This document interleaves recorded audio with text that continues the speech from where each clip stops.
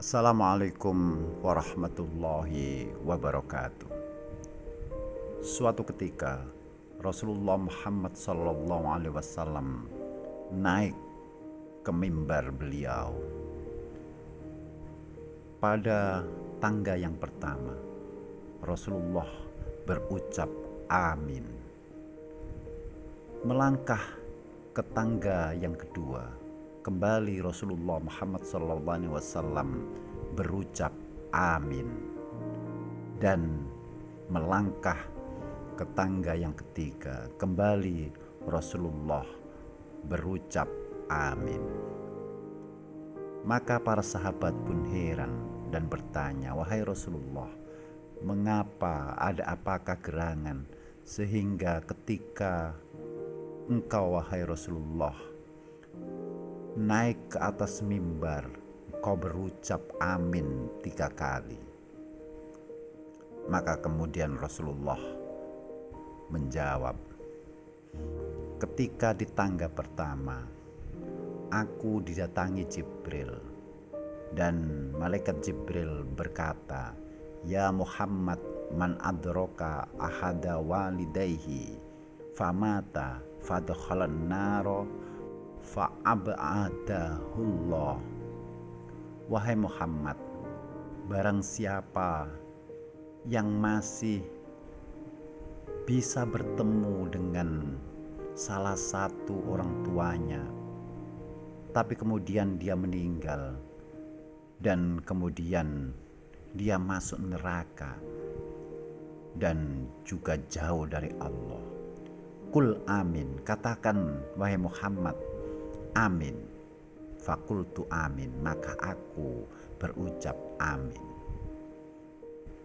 Di tangga kedua, malaikat Jibril berkata kembali, ya Muhammad, man adraka syahra Ramadan famata falam yughfaru lahu fa'adkhalan naro fa'abadahullah.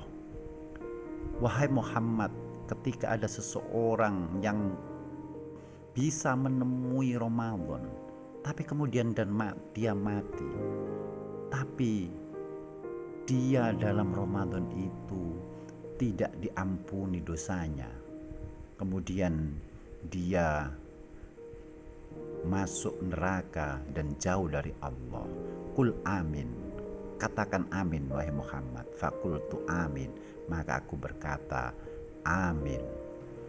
Kemudian malaikat Jibril berkata kembali, wa man dzukirta indahu wa lam yusolli alaika famata fadkhalan naro fa'ab'adahullah, kul amin.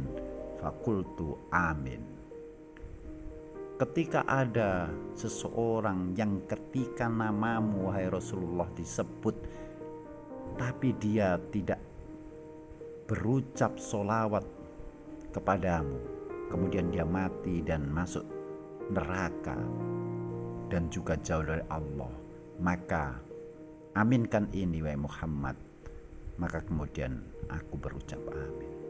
Saudaraku, bahwa sesungguhnya Rasulullah Muhammad SAW dalam hadis ini dan juga malaikat Jibril ingin memberikan pelajaran kepada kita bahwa sesungguhnya ketika masih ada kedua orang tua kita atau salah satu dari mereka, kemudian kita menyanyikannya tanpa menyayangi dan menyantuninya, maka sungguh celaka kita, karena sesungguhnya orang tua kita adalah media kita bisa masuk surga.